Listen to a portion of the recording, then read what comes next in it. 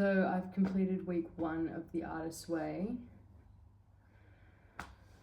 And I rated this experience of week 1 a 6 out of 10.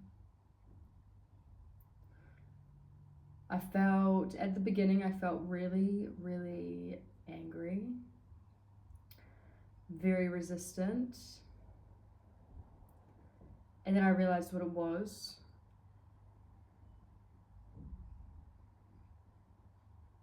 I also found moments of inspiration, which was really nice. And I also gained a lot of perspective on,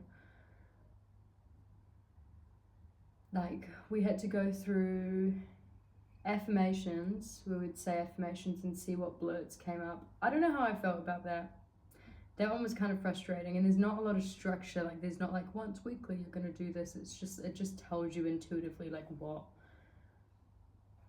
She speaks intuitively, like she speaks, and it feels a little bit ambiguous, to be honest, Julia.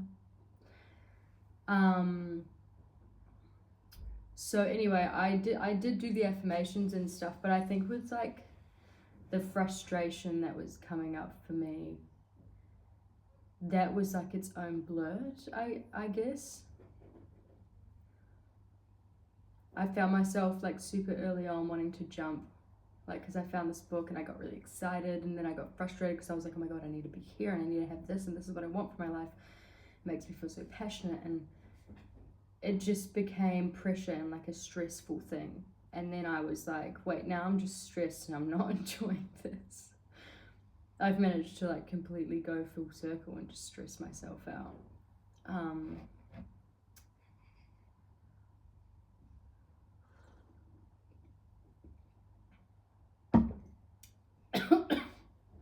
Whoa.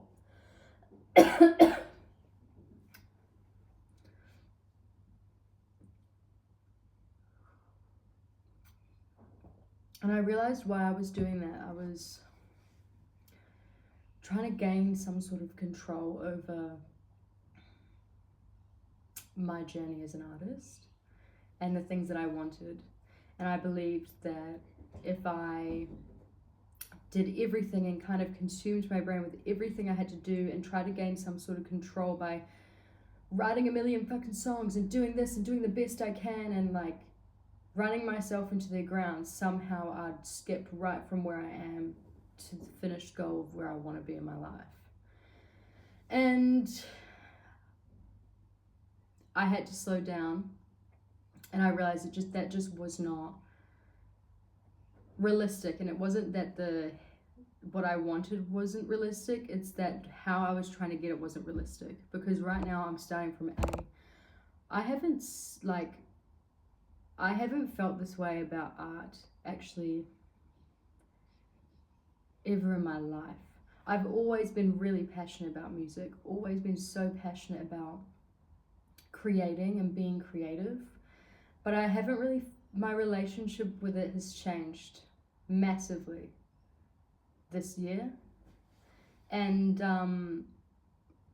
there's so much that I have to learn, because I unfortunately didn't really listen in school.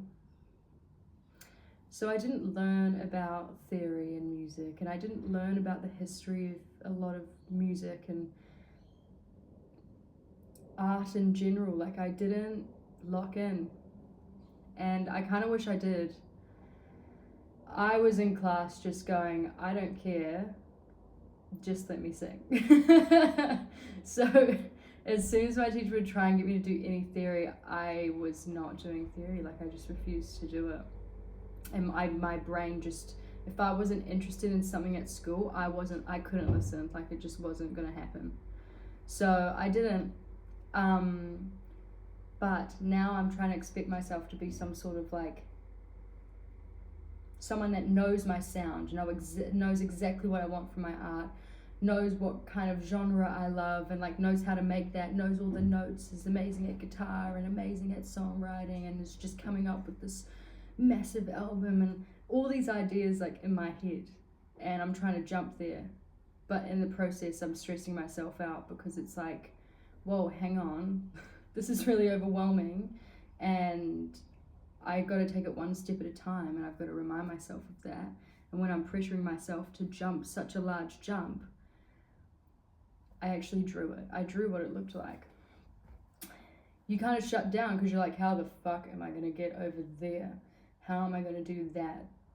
That's a lot. I'm over here. And then you feel stuck. It becomes like a bit paralyzing. And that's how I noticed myself feeling this week, because that's where my brain went to in like 3 days. So I drew it. I drew this guy looking at a humongous cake with his little knife and fork, and him having his own expectation of, oh shit, I've got to consume all of that in one go, and how overwhelming that can feel.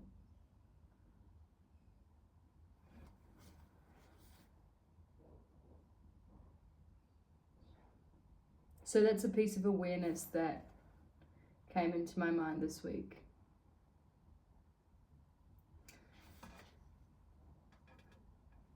And it kind of went down this whole rabbit hole of, well, why do I feel like I need to be there right away? Like, why do I need that sense of control so much? And I realized that behind it was like a lot of fear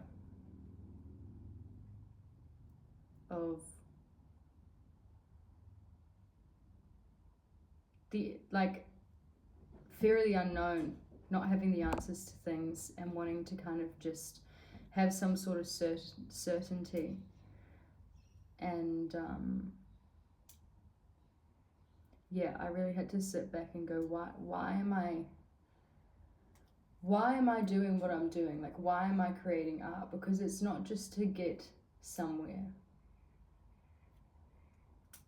And that's what I realized as well. Like, the purpose of people, artists, is to create art more than it is to get somewhere with it. That is a part of the experience, and there's definitely goals, but the purpose of creating art is because that's who you are, because it's important to stay in alignment of who you are.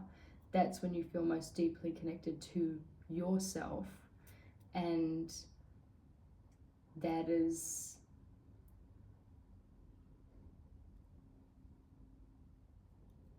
that's your what came to my mind was, that's your dharma, that's your purpose.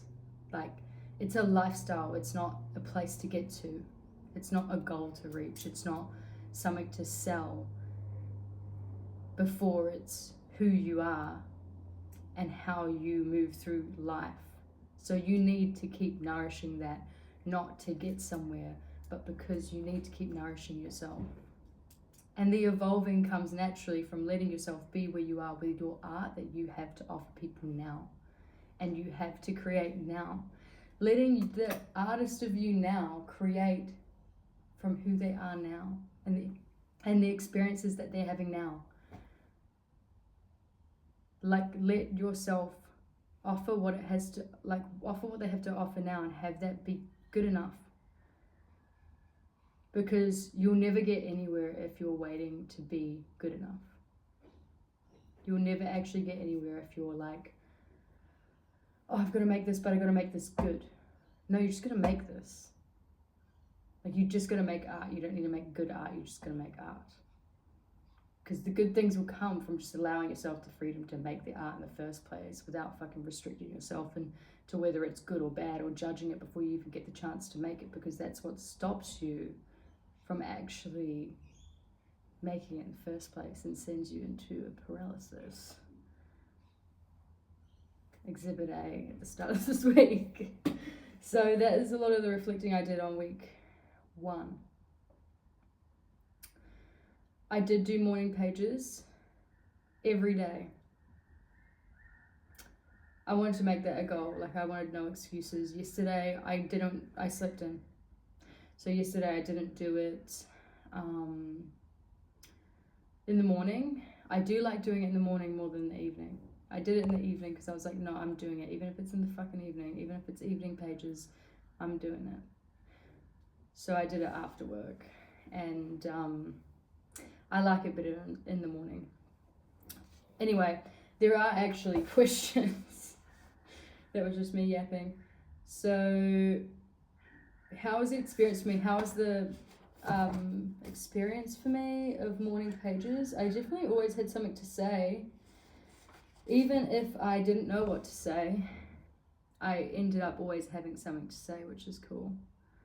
And it kind of just showed me how much gunk is in your brain. There's a lot of gunk in your brain that is, because the purpose of morning pages is to just get shit out of your brain without thinking about it. So you have it kind of clear minded, you have space to be creative. And firstly, I was like, shit, yeah, there's a lot of gunk in the brain. And then as time went on, it's funny because she does tell you, Julia tells you, like, if you don't know what to say, just say you don't know what to say. Like, just write that a million times. So there were times where I was doing that. And then I was like, all of a sudden something would just flow out of me, like a whole thing that was just hiding in my internal state. So yeah, I don't really have much to say about it, but that it was nothing really like profound. It's just kind of a good habit to have, I think, every morning, and just like the promise of doing something every morning and then committing to it. Yeah, I got a massive hand cramp though yesterday. It is quite hardcore because the pages I'm writing on are like double the size of this. I'm doing 3 of them. So I'm writing a lot. I mean, you could almost say that's 4. That's 4 pages because they're hearty. They're hearty pages. Next question. Did you do your artist date this week? What did I do? How did I feel? I did do my artist date this week, and I felt really good about it, actually. That was after I had like that slump, like at the beginning of the week. I was like, fuck this, and I felt really pessimistic and I hated what was happening. So I went on an artist date. I wore a nice fit, and I went to a coffee shop and I just watched people. I do like people watching. I just like kind of experiencing what people were doing and finding little moments around me. I love doing that. So I was just watching people with coffee and a muffin, and then I was like, I don't know what the fuck I'm gonna do. So then I just decided to go for a walk and just saw like thought I'd just find out where my body would take me. Sometimes I like to do that. I like to go for walks. I'm like, let's just see what I stumble upon and what feels good to me, or like pick a route that feels good, you know, left or right, giving like goosebumps, you know, the book. Anyway, so I did that and I went for a walk and I decided to go to the art museum, and I loved it so much. It was so good. Like it was so what I needed. I was like, fuck, I'll just go and look at some art. It's free. They're doing that for free. It was amazing. I went to I love the abstract kind of art rather than, because they have a section for art from like the 1500s, and that's cool, but I really like to look at the abstract kind of art and the feelings that have created art and things like that. So I went to that side, and first of all I saw this wall full of portraits, and I looked at almost every single one of them, and there were people ranging from like kids ranging from like 5 years old to the oldest was like 18, and they were all drawing people that they loved and people that inspired them, and they were writing like their little story on the side, and some of those artworks were insane. But they were drawing, like someone drew their friend and what it felt like to hang out with their friend and like the vibe, and you could feel it, and that's what I love about art. It makes me want to cry because it's so good, bro. Like you can just feel you just look at it and you can feel what they're saying. It's just so beautiful, man. So I was doing that, and I saw another girl drew her teacher, and it was giving like Miss Honey, and the teacher like really inspired them. Yeah, there were just heaps of amazing portraits and stories, and it just made me feel really inspired again. And I looked a bit more around the art museum, and then I went home. But it was just a break away from kind of how I was feeling at the beginning of the week. Having a moment to just find inspiration again, and I did. It was really inspiring. I feel like every time I'm feeling a little bit of a slump, I'll go to the fucking art museum. Like, that was so nice. And then I came home and I started just watching a documentary about jazz, and it was so cool because I don't feel like I know enough history about music, and I want to know more. So I'm learning about the history of jazz right now because I love jazz. And then I drew this. So I found that inspiration, and then I did some drawing, and it was really lovely. I really needed it. I think it was a shift in direction for my week. It really was. What else? I did some of the tasks. Oh no, I still have another question. Hang on.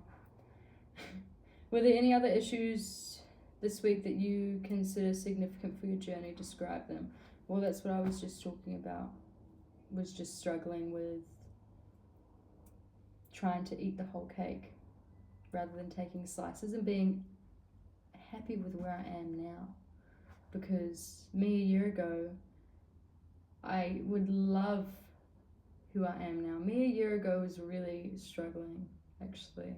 And I think I forget to acknowledge that it's all about the little steps you take. It's not about where you're going. Like, of course, that is a part of your journey, but don't forget about the little steps you're taking to get there, because those matter just as much. And the version of you in the future that does have what you want and does have what you are dreaming about only got there because of the version of you right now.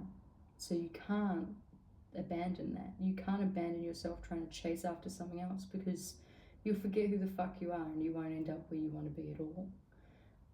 But most importantly, like I said, I was a totally different person last year, and maybe I'll talk more about that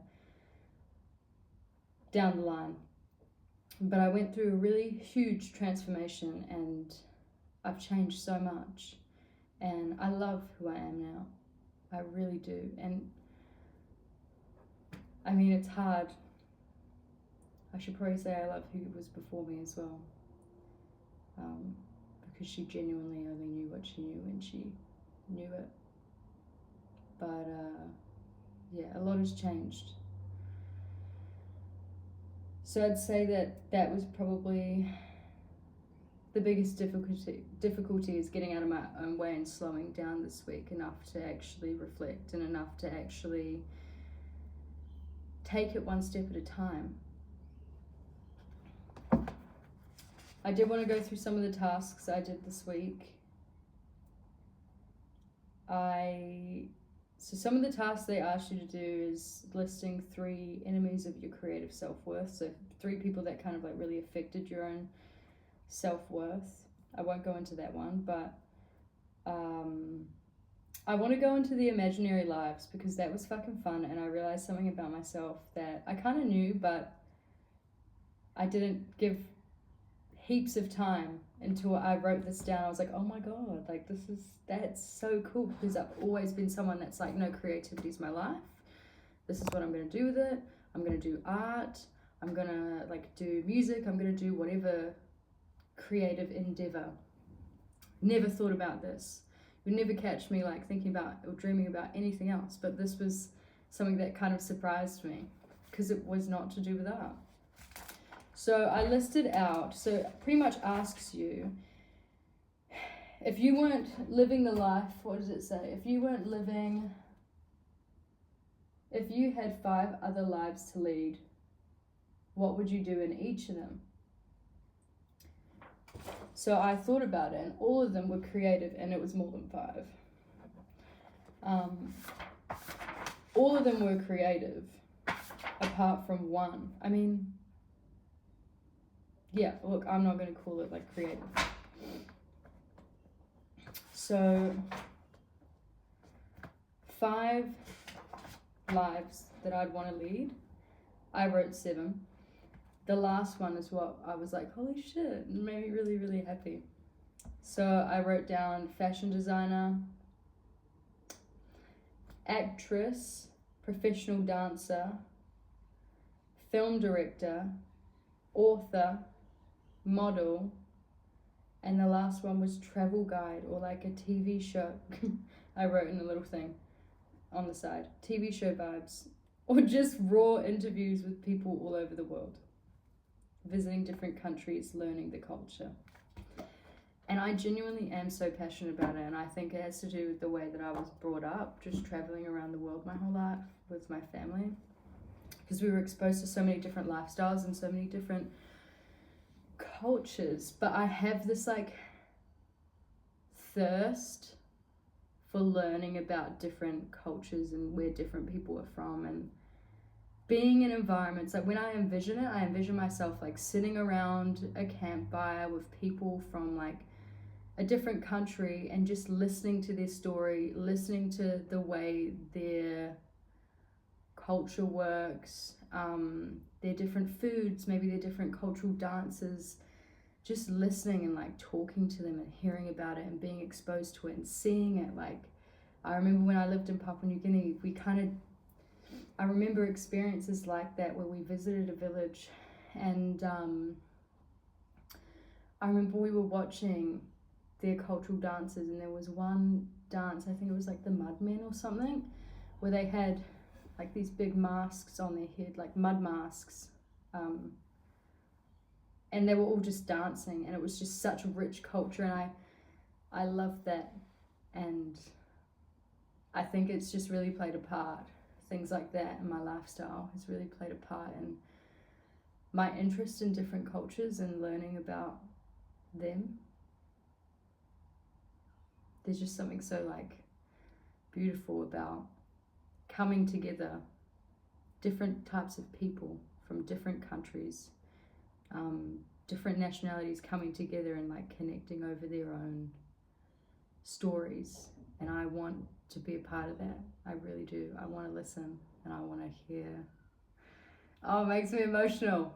I just want to hear like I just want to be immersed in other people's worlds and know what it's like to live a day in their life, or to what it was like for them growing up. And yeah, I love that. So that really like kind of surprised me, even though it's something that I already kind of play out anyway in my life. That surprised me how much I loved it, to the point where I could see myself living my everyday like that, connecting with people from all over the world. So yeah, that was the task I wanted to talk about. I don't know if I want to talk about anything else.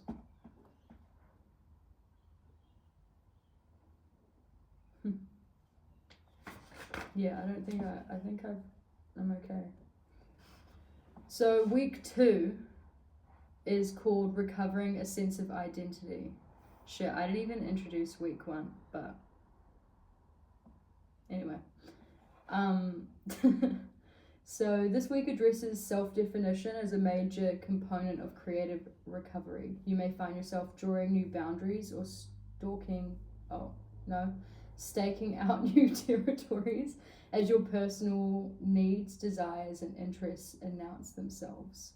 The essay and tools are aimed to moving you into your personal identity, a self-defined you. Okay.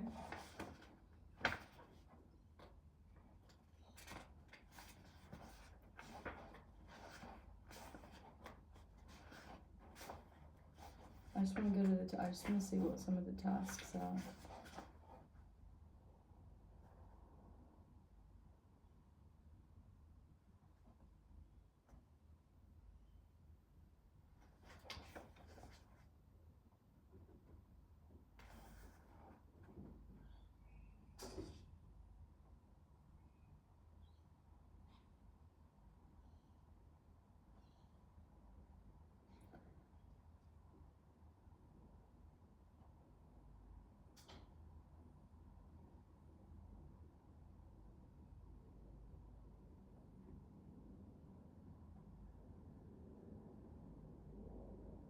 Wait, I love this. Okay. It's getting things in order. I think that's necessary. Because this week has been like kind of like, I don't know what the fucking direction has been. It's just been a little bit of a starter. So it's been a bit someone that likes to get shit going. I've been a bit like, okay, cool. So what are we doing now? You know, when are we getting to the sauce?